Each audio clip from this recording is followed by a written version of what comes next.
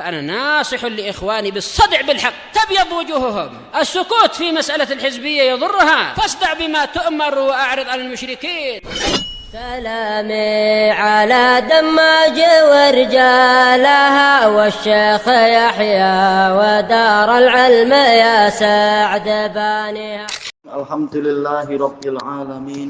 أشهد أن لا إله إلا الله وحده لا شريك له وأشهد أن محمدا عبده ورسوله.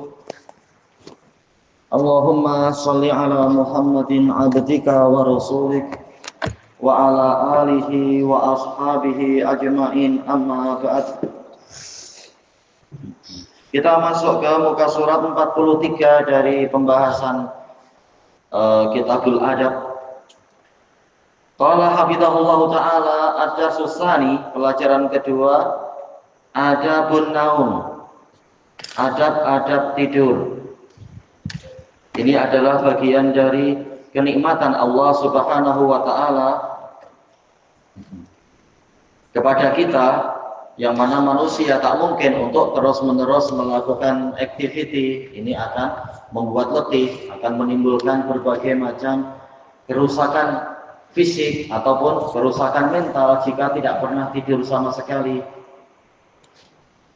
Apalagi kalau kita terlalu banyak bekerja atau terlalu banyak berolahraga, maka darah kita dengan hikmah dari Allah Ta'ala akan mengalami timbunan, apa istilahnya para dokter bilang apa, asam laktat ya, sehingga badan akan menjadi lengur-lengur, letih. Dengan tidur, dengan istirahat yang cukup, demikian pula diurut, maka akan menjadi baik kembali. Maka ini adalah nikmat Allah untuk kita mengantuk dan tidur. Dan dalil-dalil tentang ini banyak, bahwasanya tidur dan kantuk itu bagian dari nikmat. Hanya Allah yang maha suci, yang kehidupannya sempurna, tidak memerlukan tidur dan tidak mengalami yang namanya kantuk. Dan termasuk dari kesempurnaan agama Islam adalah bahkan di dalam masalah tidur pun ada adab-adabnya, ada zikir-zikirnya dan seterusnya untuk melindungi diri sendiri dari gangguan setan. Karena dalam situasi kita tidur pun diganggu dan dikacau oleh setan. Dan juga tidur itu terkadang menjadi sebab seseorang kehilangan kesempatan untuk berzikir, kesempatan untuk mencari pahala dan sebagainya. Tapi apabila dia mengawali tidurnya dengan zikir, mengakhiri tidurnya juga dengan zikir, maka dia akan tercatat sebagai hamba yang banyak berzikir. Kita lihat di sini adab-adab yang diajarkan terkait dengan masalah tidur. Apakah membahas nanti di muka surat berikutnya juga masih ada ya. La tanam ala batnik, jangan engkau tidur di atas perutmu, yaitu istilahnya apa ya, tidur tengkurap kah kalau orang Indonesia bilang, meniarap atau ya, tidur meniarap. Antifah al-Ghifari radhiyallahu an qal bainama ana muttaji'un fil masjid, tatkala saya sedang berbaring di masjid, minas sahar, yaitu di waktu-waktu sahur, di akhir malam. Boleh jadi sudah selesai qiyamul lail, letih, ingin istirahat sebentar, seperti yang sering juga dilakukan oleh Nabi setelah sholat malam yang panjang, kemudian berbaring-baring dulu untuk mengembalikan tenaga demi nanti sholat di waktu fajar. Ala batni, hanya saja saya waktu itu tidurnya di atas perut saya, ya tidur meniarap. Idza rajulun yuharrikuni, tiba-tiba saja ada seorang lelaki yang menggerakkan saya birijlih, dengan kakinya. Nabi maksum, boleh jadi beliau agak sibuk dan sebagainya, tidak sempat untuk membungkuk, menggerakkan dengan tangan, tapi pakai kaki. Dan Nabi adalah bagaikan orang tua kita, Sebagaimana dalam hadis yang diriwayatkan oleh Al-Imam Ahmad di dalam musnad beliau dengan sanad yang sahih dari Abi Hurairah radhiyallahu anhu, "Innama ana lakum bimanzilatil walid." Aku ini bagi kalian adalah bagaikan seorang ayah. Jadi dimaklumi apabila kita dapat di dalam hadis ini Nabi menggerakkan sahabat tadi Tikhfah al-Ghifari menggunakan kaki beliau. Adapun kita sendiri, kita disuruh untuk saling menghormati, menghargai, menyayangi. Kalau menggerakkan teman atau membangunkan jangan pakai kaki. Adapun seorang ayah kepada anaknya tidak apa-apa, insya Allah, perlahan-lahan dan sebagainya. Tapi sebagaimana kita tidak suka dikejutkan, dibangunkan dengan memakai kaki, kita juga jangan berbuat begitu ke sesama saudara kita. Faqal, kemudian orang tersebut berkata, "Inna hadhihi dij'atun yubghiduha Allah." Sesungguhnya ini adalah cara berbaring yang dibenci oleh Allah. Dij'ah yaitu menunjukkan hay'ah, wazan fi'latun sebagai bentuk hay'ah, yaitu gaya berbaring yang dibenci oleh Allah. Qal fanadhartu, saya melihat, ya siapa yang membangunkan saya dan menasihati macam ini. Fa idza Rasulullah sallallahu alaihi wasallam, ternyata beliau adalah Rasulullah sallallahu alaihi wasallam. Rawahu Abu Dawud, dan hadisnya memang boleh disahihkan. Baik, sahih li ghairi minimalnya atau kurang lebihnya. Dan telah dijelaskan oleh Al-Imam Ibnul Qayyim rahimahullahu ta'ala di dalam Zadul Ma'ad, memang cara tidur yang seperti ini akan membahayakan perut. Mungkin kalau hanya bukan niatnya tidur, mungkin memang ingin mengendap-endap, mengintai musuh, ini lain. Ini bukan bermaksud tidur. Atau mungkin hanya semenit, 2 menit dan semacam itu, insya Allah tidak berbahaya. Tapi kalau lama-lama, boleh jadi ada usus-usus yang tertekan, ada isi-isi perut yang tertekan, dan sehingga gerakannya atau metabolismenya menjadi tidak lancar, maka ini membahayakan diri sendiri, ya. Muttaji yaitu berbaring. Baik. Dan karena hadisnya ini sahih, maka tentunya kita harus berusaha mengamalkannya. Kalau sekali-sekala tidak mengapa, sedikit-sedikit beberapa menit karena ingin ganti posisi sebentar. Tapi kalau terus-menerus jangan, karena Allah tidak suka. Kita sebagai orang muslim berusaha menjauh dari perkara yang Allah tidak suka tadi, yang Allah benci tadi. Kalau satu kita tidur kita tak sedar. Kalau tidak sadar dimaafkan, namanya tidak sadar, badan berbolak-balik. Terutama yang tidurnya lasak, pusing-pusing macam jarum jam, namanya tak sadar. Tapi untuk sengaja-sengaja, maka jangan sering-sering melakukan itu, karena tidaklah Allah dan Rasulnya melarang atau membenci sesuatu kecuali karena ada bahaya di situ, ada kerugian di situ, ya. Sahar misalnya. Sahar yaitu di akhir malam, sahar yaitu di akhir malam. Dikatakan sahar karena ada percampuran yang tidak jelas antara malam dengan siang, dipanggil sahar. Waktunya itu tidak seberapa jelas, waktunya samar-samar, dikatakan sahar di akhir malam.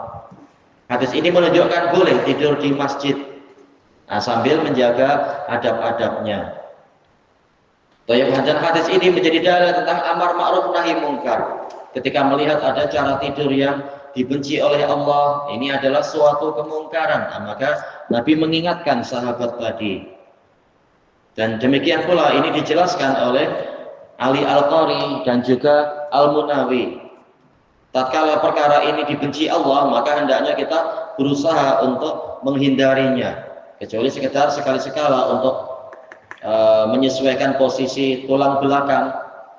Seringnya tidur terlentang menghadap ke atas, kemudian coba beralih posisi sebentar, tidak terus-menerus. Kemudian at-taqwim, yang pertama, hal tanamu ala batnik, apakah Anda tidur di atas perut Anda? Ewala insyaallah berusaha untuk menjalankan hadis Al-Bara' bin Azib radhiyallahu anhu ma inda Al-Bukhari wa Muslim, hadis Bukhari ya. Tapi ada riwayat Muslim juga, yaitu berbaring ke sebelah kanan. Baik. Adapun setelah itu tak kuat terus-menerus sebelah kanan, tak mengapa tukar posisi. Yang kedua, ala ayyi hayatin alamana Rasulullah sallallahu alaihi wasallam an-nanam. Dengan gaya apa Rasulullah sallallahu alaihi wasallam mengajarkan kita untuk tidur? Siapa? Ahmad? Iya, yaitu muttaji'an ala syitil aiman, berbaring ke sisi kanan. Ini yang terbaiknya seperti yang dijelaskan oleh Al-Imam Ibnu Qayyim rahimahullahu taala. Karena rata-rata jantung manusia itu di sebelah kiri. Kalau dia berbaringnya juga ke sebelah kiri, sering-sering macam itu, dikhawatirkan akan batuk, akan sesak nafas, jantung jadi terhimpit, akhirnya tidurnya terlalu pulas, untuk bangun sholat malam pun susah, dan beberapa kerugian yang lain. Tapi boleh juga kita, ya karena letih terus-menerus ke satu arah, kita ganti-ganti posisi. Karena Allah Ta'ala sudah mengisyaratkan yang seperti itu, ada manfaatnya. Wa nuqallibuhum dzatal yamini wa dzatas shimal. Kami bolak-balikkan mereka ke arah kanan, ke arah kiri, yaitu apa? Ashabul yamin. Sebagaimana dijelaskan oleh para penafsir. Karena kalau terus-menerus mereka tidur di satu arah, padahal tidurnya berapa lama? Ashabul kahfi tidurnya berapa lama ya? Berapa jam? Oh, jam susah bang. Berapa tahun? Iya, 300 tahun atau 309 tahun.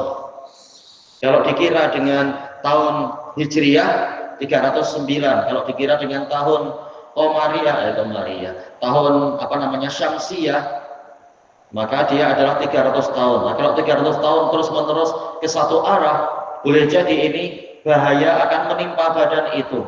Tapi dengan hikmah Allah, mereka dibolak-balikkan ke kanan, ke kiri, mungkin terlentang dan sebagainya, agar badannya tetap setimbang si keadaan badannya. Baik. Kemudian kita masuk ke muka surat 44. Ad-darsus salis, pelajaran yang ketiga. Kalau sebelumnya kita ada apakah? Yaitu masalah sholat ya di rumah. Yang darsul awal. Terus sani adabun naum ya. Ashabul Kahfi, nama-namanya wallahu alam. Yang disebutkan dalam surat Al-Kahfi itu yang jumlahnya alal khilaf, tapi yang rajih adalah 7 ditambah seekor anjing yang menjaga di pintu gua itu. Katanya di masa pemerintahan Raja Diqyanus, tak tahu betul tak nama raja itu atau apa tak tahu. Tidur di dalam gua. Hah? Nah, tidur di dalam gua. Nah, kenapa Ashabul Kahfi tidur di dalam gua? Sama Ismail? Iya, karena diancam kalau tidak mau kembali ke agama penyembahan berhala, tergantung berhalanya siapa. Nah, dan tidak mau untuk meninggalkan tauhid, maka mereka akan dihukum mati. Maka mereka melakukan i'tizal, yaitu menjauh dari masyarakat yang sedang rusak. Mereka terpaksa tidur di gua, bukan karena camping atau suka-suka ya, tapi memang terpaksa itu. Oh iya. Pelajaran yang ketiga, wa min adabin naum, termasuk dari adab-adab tidur. Yang pertama, la tanam ala makanin khatar. Jangan tidur di tempat yang berbahaya. Apa itu tidur di tempat berbahaya? Tidur di kandang harimau bang? Betul, tapi jarang kan yang sampai macam itu. Bahaya sangat. Tidur di mulut buaya bang? Ya jelas itu bahaya. Siapa yang mau? Kita lihat hadisnya. An Jabir radhiyallahu an. Yang kita lewati kemarin yaitu ya Zaid bin Sabit memang Abu Qarijah jazakumullah khairan. Tamam. Baik. Naha Rasulullah sallallahu alaihi wasallam ayyana marrajulu ala satahin laisa bi mahjurin alaih.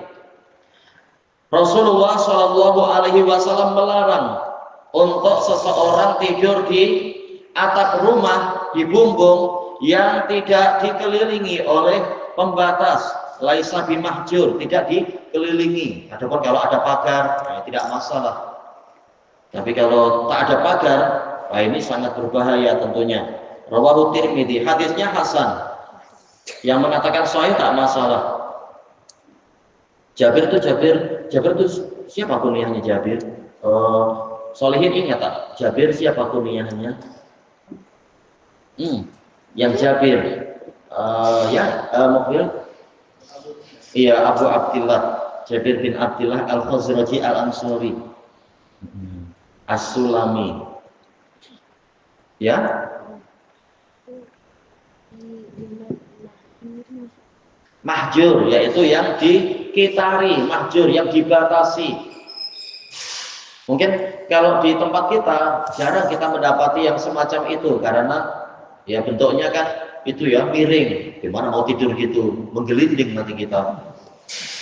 Tapi kalau kita lihat di Yaman atau di Saudi yang bangunan-bangunan lama itu memang bangunannya macam gedung-gedung itu ya, persegi yang atapnya itu, bumbungnya itu memang mendatar.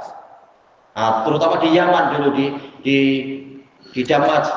Kalau kita tidur di atas memang sangat berbahaya, terutama yang tidurnya lasak, apalagi yang tidur sambil jalan kadang orang-orang kan, itu sangat berbahaya. Karena tepi-tepinya tidak ada pagar, paling hanya ada batu bata 1 atau 2. Ini sangat berbahaya. Lalu untuk apa Bang tidur di atas? Mungkin panas. Dulu biasa ketika musim panas, kalau kita tidur di dalam, di sakan, memang terasa menyiksa. Akhirnya ya sudah tidur di luar-luar memakai penutup muka dan sebagainya agar tidak diserang oleh nyamuk dan tidak juga terkena kebasahan yang lebih. Tidur di luar sedap. Ada yang memang tidur di atas, tapi kalau di depan martabah, alhamdulillah dinding tinggi-tinggi membatasi, jadi tidak berbahaya.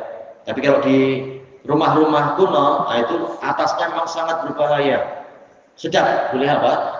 Sebelum tidur boleh melihat langit dengan bintang-bintang yang banyak, mungkin lihat komet kah, atau lihat apa? Jangan harap lihat alien. Itu sedap, memang macam sedap menengok macam itu. Tapi bahayanya adalah kalau tepi-tepiannya tidak ada dinding pembatas atau pagar dan sebagainya. Ini akan sangat berbahaya. Terutama yang macam tadi, yang tidurnya terkadang terlalu lasak, mungkin mimpi parkour, lompat-lompat, nanti kelingking patah. Yang seperti ini dilarang. Ini masuk ke dalam la darara wala dirar. Tidak boleh membahayakan diri sendiri dan tidak boleh membahayakan orang lain. Terutama kalau jatuh di bawah ada orang yang sedang tidur di bawah juga, kasihan orangnya.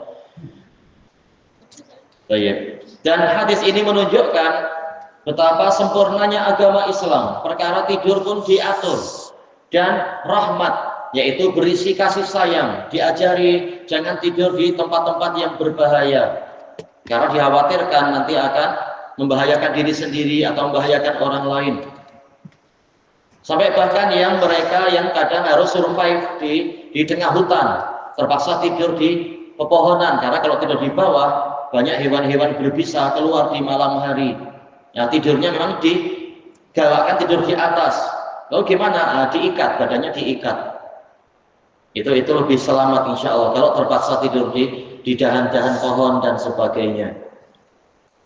Kita tak mampu mungkin membayangkan kita berbuat itu, tapi mungkin polis-polis hutan terkadang, atau orang-orang pemburu di zaman dulu berburu berhari-hari, terpaksa tidur di tengah hutan, atau mungkin orang-orang yang sedang ditugaskan berjihad oleh pemerintah, jihad syar'i, terpaksa masuk hutan. Dia harus memperhatikan perkara-perkara yang seperti itu.